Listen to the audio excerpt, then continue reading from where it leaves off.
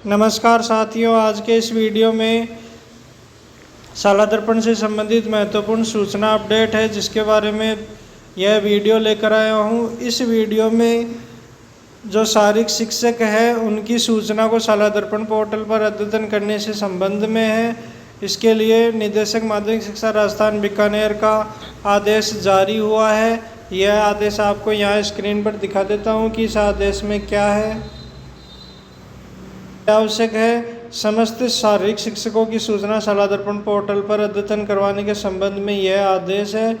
इस आदेश के तहत जो शारीरिक शिक्षक है, ग्रेड फर्स्ट, सेकंड, थर्ड प्रशिक्षक, इनकी शाला दर्पण मॉड्यूल पोर्टल पर प्रपत्र 10 में जो बिंदु संख्या 13 है उसको पूरा करना है। इसमें पीटीआई से संबंधित यह टैब है और इसकी डेडलाइन भी यहाँ दे रखी है 21 सितंबर 2022 तक। ये जो सूचना है इसको प्राथमिकता से अद्यतन करवाने के संबंध में है, अर्थात जो पीईओ है उनको दिनांक 21 सितंबर 2022 तक इस सूचना को पूर्ण रूप से अद्यतन कर लेना है। अब यह अद्यतन किस प्रकार से करना है, इसके लिए आपको शाला दर्पण की मेन साइट में जाकर स्कूल लॉगिन होना है। आपके सामने विभिन्न प्रकार की टैब दे रखी है, आपको कार्मिक वाली टैब पर क्लिक करना है।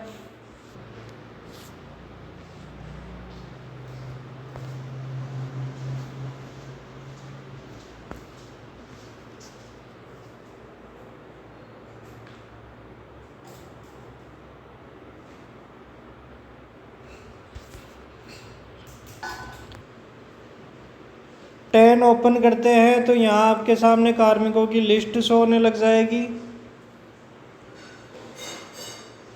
जिसमें आपको सीरियल नंबर दे रखा है, नेम दे रखा है और एम्प्लॉय आईडी दे रखी है, सामने एक्शन का बटन दे रखा है। तो जिस भी कार्मिक की सूचनाएं आपको अपडेट करनी है उसके लिए आपको कार्मिक के नाम के सामने जो क्लिक फॉर फॉर्म एंट्री है इस पर क्लिक करना है। अभी यहाँ सूचना केवल पीटीआई से संबंधित है, अर्थात विद्यालय में जो भी पीटीआई कार्यरत है उसकी सूचना अपडेट करनी है। तो पीटीआई के नाम के सामने जो क्लिक फॉर फॉर्म एंट्री है उस पर आपको क्लिक करना है। अभी यहाँ बता देता हूँ कि प्रपत्र 10 में किसी भी सूचना को अपडेट करने के लिए पहले ज़रूरी होता है कि उसको अनलॉक करवाए। बिना अनलॉक के आप उसको अपडेट नहीं कर सकते। लेकिन जो पीटीआई से संबंधित सूचनाएं हैं जो बिंदु संख्या 13 पर है उसको अपडेट करने के लिए आपको अनलॉक करवाने की कोई ज़रूरत नहीं है। बिना अनलॉक के ही ये एंट्री है वो सेव हो जाएगी। तो यहाँ आपके सामने जो पीटीआई जी का नाम है उनके सामने क्लिक फॉर फॉर्म एंट्री इस पर आपको क्लिक करना है। जैसे ही क्लिक करते हैं तो यहाँ आपके सामने स्क्रीन पर पीटीआई जी से संबंधित जो बेसिक डिटेल है वो यहाँ पर शो होने लग जाएगी।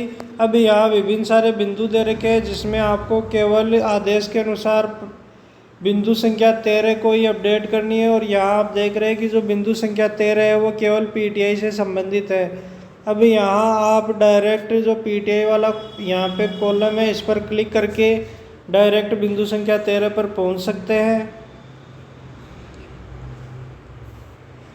जैसे ही बिंदु संख्या 13 पर क्लिक करते हैं तो यहाँ आपके सामने इस प्रकार की विंडो खुलेगी जिसमें जो पीटीआई जी है उनसे संबंधित मुख्य खेल का नाम जिसमें शारीरिक शिक्षक ने योग्यता अर्जित की है, अर्थात जिस खेल में शारीरिक शिक्षक ने योग्यता अर्जित की है वो यहाँ पे सिलेक्ट करना है। जैसे ही सिलेक्ट वाले इस बॉक्स पर क्लिक करते हैं तो विभिन्न सारे गेम यहाँ पर ओपन हो जाते हैं। इन गेम्स में से शारीरिक शिक्षक जो भी योग्यता रखते हैं, विशेष खेल में योग्यता रखते हैं, उसको सेलेक्ट कर लेना है। सेलेक्ट करने के बाद में आगे ऑप्शन है मुख्य खेल में प्रतिनिधित्व का उच्चतम स्तर। तो उच्चतम स्तर कहाँ तक गया है, डिस्ट्रिक्ट, स्टेट, नेशनल, इंटरनेशनल जो भी है वो यहाँ पे सिलेक्ट कर लेना है। लेकिन यहाँ सेलेक्ट करते टाइम पर ध्यान रखना है कि इस संबंध में कोई भी सर्टिफिकेट होना ज़रूरी है। बिना सर्टिफिकेट के ये जो आप एंट्री है वो गलत दर्ज कर रहे हैं, इसलिए इन एंट्रीज को दर्ज करने से पहले आपको संबंधित सर्टिफिकेट ले लेना है, उसकी फ़ोटोकॉपी ले लेनी है, क्योंकि आदेश में यह साफ साफ लिखा हुआ है, आदेश दिख रहा है जिसमें साफ साफ लिखा हुआ है कि इसके संबंध में दस्तावेजों की एक प्रति संस्था प्रधान के पास आवश्यक रूप से सुरक्षित जमा करवाने संबंधी कार्यवाही करवाने का श्रम करावे। अर्थात जो सर्टिफिकेट है उनको दस्तावेज के रूप में संस्था प्रधान को अपने पास फाइल में रख लेना है और आगे सेव कर देना है। इसमें आगे और ऑप्शन है जिसमें क्या कार्मिक द्वारा राज्य, राष्ट्रीय, अंतर्राष्ट्रीय स्तरीय प्रतियोगिता हेतु मान्यता प्राप्त संस्थान से निर्णायक के रूप में प्रशिक्षण प्राप्त किया है। अर्थात अगर एम्पायर के रूप में, रेफरी के रूप में प्रशिक्षण प्राप्त किया है तो आपको यस पर क्लिक करना है, वरना नो पर क्लिक करना है। क्या कार्मिक द्वारा विगत 2 वर्षों में राज्य, राष्ट्रीय, अंतर्राष्ट्रीय स्तर प्रतियोगिता में निर्णायक चयन समिति सदस्य के रूप में कार्य किया है? अगर किया है तो यस पर क्लिक करना है, वरना नो पर क्लिक करना है। और इसके संबंध में जो भी दस्तावेज है वो ध्यान रखना है कि पीईओ को अपने पास फाइल में रख लेना है। अगर आप यहाँ पे यस सेलेक्ट कर रहे हैं तो संबंधित जो भी दस्तावेज है वो पीईओ को अपने पास फाइल में रखने हैं, क्योंकि इससे संबंधित निदेशक महोदय का साफ साफ आदेश है कि जो भी दस्तावेज है वो संस्था प्रधान को अपने पास फाइल में रखना है। इस प्रकार से जो बिंदु संख्या 13 है वो यहाँ पर अपडेट हो जाएगी।